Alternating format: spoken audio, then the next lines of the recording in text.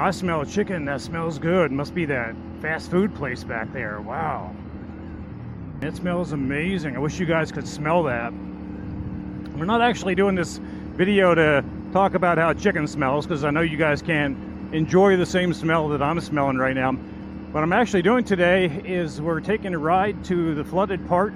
So this road, you can see like there's mud and everything over here. There is a lot of flooding that happened here last week, actually, last Thursday. So a week ago from today, which is when I'm filming this video. So I'm filming on a Thursday. I'm not sure when I'm going to upload this video, but it'll be up here within the next few days. But yeah, we had a lot of flooding up through here from, what was it, Hurricane Debby? Was that the name of it? Like, since I've been a kid, this area is known to flood. Like, even there, that used to be a car dealer. You can see that the parking lot is kind of dirty.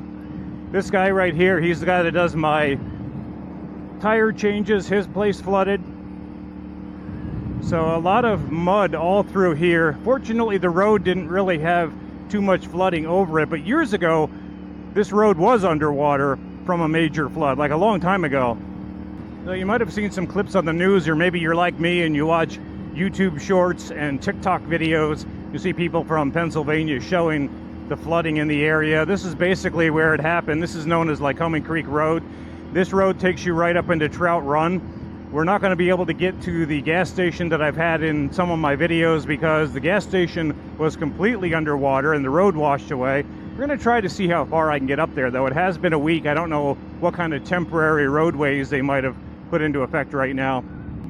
But I thought I'd kind of show you guys the devastation from Hurricane Debby all the way up here in Pennsylvania.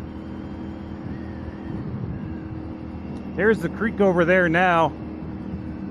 Much higher, as you can see. Like, look at all the mud back there on that road. So I'm going to attempt to make a right at this light and see how far back we can get. I don't think the road was washed away back here, but the people that have homes back here had a lot of damage.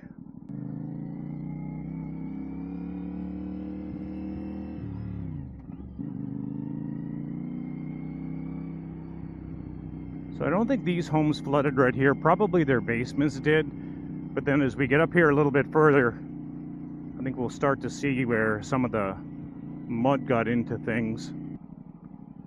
This is Cottage Ave right here. Cottage Ave is just known to be a flood-prone area. Homes along here have a lower value than other homes because you have to buy flood insurance by law. And the flood insurance usually costs more than the mortgage of the home. So like a home like that might be $40,000. You might say, well, geez, that's a great deal. Gosh, I mean, $40,000. This one right here, maybe $80,000. I don't know home values, but let's say that's $80,000. Nice house for $80,000, right? But then you got to buy flood insurance. It's going to just make the house unaffordable almost. See a lot of Trump signs around here. There was an RFK Jr. sign back there. You don't see too many for Harris around here. So I don't really want to bring politics into my channel. Just an observation that I have kind of noticed. Out through here you can see all the mud. Still water laying there. Man, that stinks too. That smells like dead fish. Talked about dead fish in one of my other videos.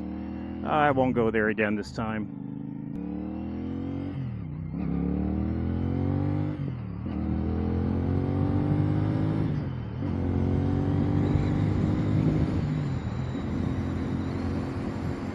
I don't know if we're going to be able to turn down this road or not. This road right here flooded really bad. We're going to try it. I know this road was closed because these fields were all underwater. We had enough rain that it probably cleaned things, but yeah, you can see where the mud was all over here. Look at the field. It's just full of dirt and soot from the flood. And you up on a hill here, so I'm not going to go all the way up onto that hill. We'll head up to the Trout Run area and see how much we can actually see.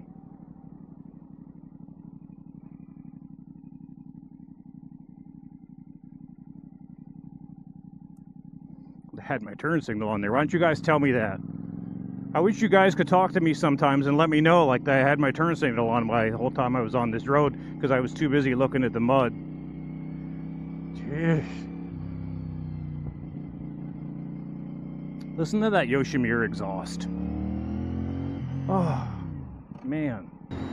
This is the same road that I was on when I met up with the guy on the Kawasaki Z400 and the Ninja 300. And let's see what the sign says right here. Road work ahead. Could be because of the flood. So this was the road. If you look at one of my other videos when I was riding up on here, this is where it takes me to the EXXON station, to where I met up with those guys. But that EXXON station was completely flooded, and I don't know whether we're even going to make it up that far.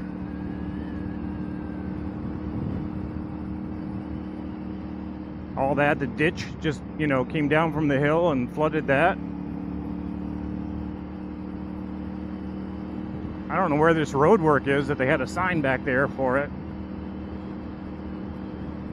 It might just be telling you there's road work because of all this runoff right here from driveways. Clay can be really slippery too. So it's hard to say, but we're actually sitting up a little bit high right now. So none of these homes through here had any flood water. I'd say the only good thing that all the rain brought from Hurricane Debby to this part is that they just did the tar and chip on the surface of this road. And if you're not familiar with tar and chip, it's where they squirt tar all over, like wet, hot tar all over the road. And then they go through and they throw stones on it. And the stones are supposed to stick in to make the road safe, I guess. It's kind of like a sealant for the road, but it's really bad on a motorcycle when they first do it, because the gravel goes all over the place. The stones are all over the place and you can slide on it. But when the water from all the rain came through, that helped kind of eliminate that a little bit. Lumber Capital Log Yard, they were not flooded because they sit up here on the hill. I don't see them out doing any videos today. But when I woke up to let my dogs out, I live up on a hill. My driveway is paved and it has a little bit of a, like, to hit the road, there's a little bit of a hill to go down, and my driveway looked like a little river with all the water running off of it. I haven't seen it rain that hard in a long time, and it rained that hard for most of the morning, actually. Then after the rain stopped, you know, the storm moved north, so after the rain stopped, it still was filling up the creeks and the rivers, so there wasn't really much leeway. Even after the rain stopped here, everything continued to rise. Now you can see right here all the water that ran off the hill right here. See all that mud? Now we're up on a hill here, but look at all that water that ran off the hill. So this was all water that, like, the mountains couldn't handle it. It wasn't like the creek down there that flooded. I mean, it did end up flooding, but it was all the water coming down from the rain that got in the hills, and it couldn't handle it. So it just kind of came down and drenched everything, like a really weird flood. You know, I mean, typically when a flood happens, it's because you got a lot of rain and a creek or a river or a pond or a lake or something can't handle the water, so it overflows. But this was actually that the mountains, the hills around here, could not handle the rain. It couldn't absorb it fast enough, so it just ran off so quick. This right here is a park. It looks like they got that somewhat cleaned up. That was all underwater.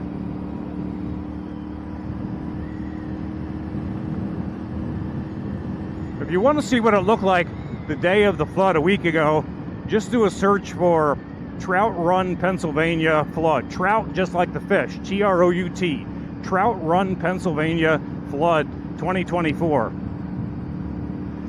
So up here is where the EXXON is, and you will see, and there's an EXXON station, and there was also the fire hall was up here, and they're both pretty well devastated. So let's see what we have going on right here. Looks like we're actually going to be able to get to this part. All the water just flooded. Look at that, where the road collapsed right there. All of this was underwater. The EXXON is still closed.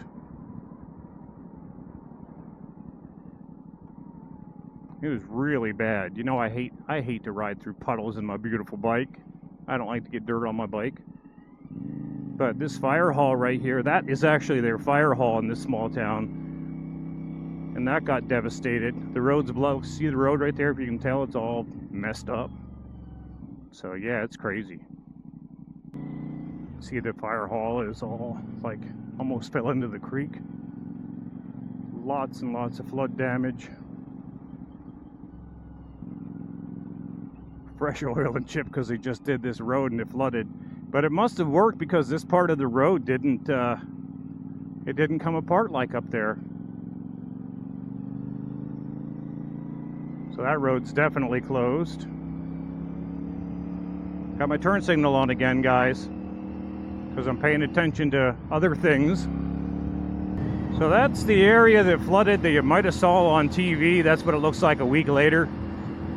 I probably would have gotten out a little bit quicker, but this was kind of an odd week for me. Besides the flood, which really didn't affect me, the only thing that the flood affected me at my house is the next morning when I opened up my garage door. I guess the drain in the garage, we had so much water that there was actually water that bubbled up from the drain, so I had about an inch or two of water on my garage floor where the bike is, but nothing was actually affected or broke, so that's good. Nothing was flooded in there.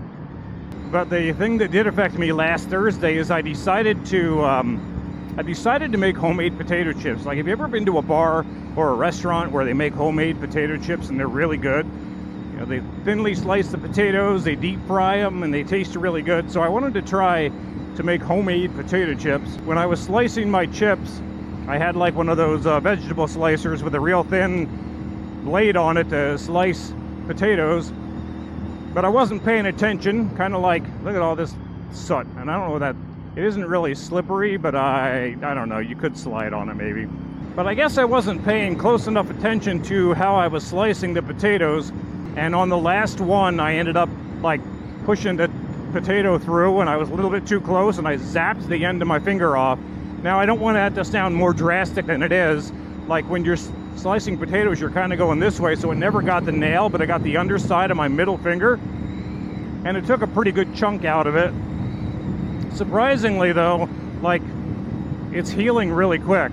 So I didn't really want to go to the ER, even though it was bleeding really bad. I mean, it was bleeding like I couldn't get the blood to stop, but I didn't really want to go to the ER because I didn't know what they would do for it. I didn't want them to put a stitch in it because I cut the end of my finger off, which means they would have, I don't know what they would have done. I don't think they would have tried to stitch it because it wasn't like something that could be stitched, and I didn't want them to, I just didn't know what they were going to do. But I couldn't get the blood to stop, so I remembered that I had that quick stop stuff that you use on a pet's nails, like if you trim your pet's nails back too far and they bleed. So I searched online to see if it was safe to use on a human, and it said that it was. So I ran and got that. Fortunately, I've never needed it for my dogs, but I did need it for myself.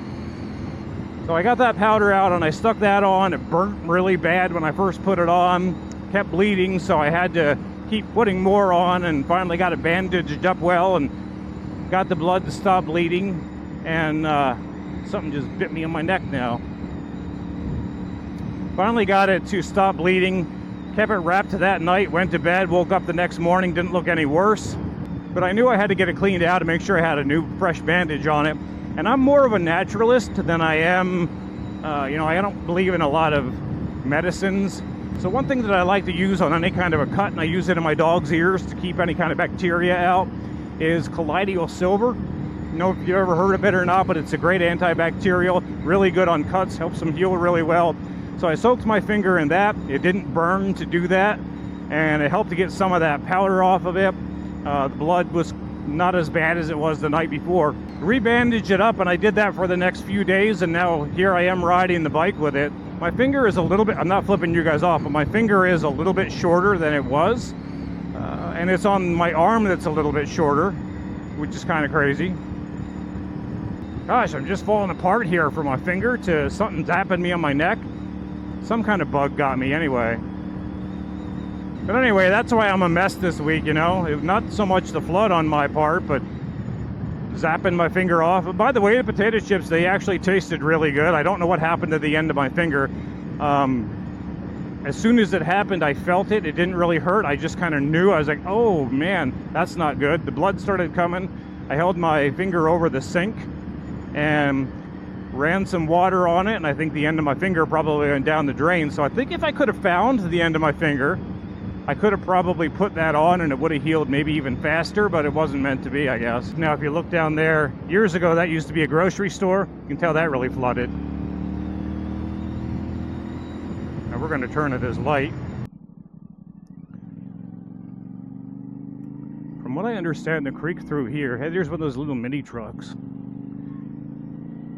You can tell that the creek came up here, but not too high. So it didn't come up too high on this road, like it didn't come over this road. I don't think it might have in some areas, but I don't think it came up that high. Like through here anyway. But all these homes through here, they have to have flood insurance. It's a nice area back here. Like I would love to live in an area like this with the creek right down there, but not with the flooding. Well, they had a bunch of crap in their basement. Look at that. Cleaning it all out. Now through here they have water, I guess. You can see the mud.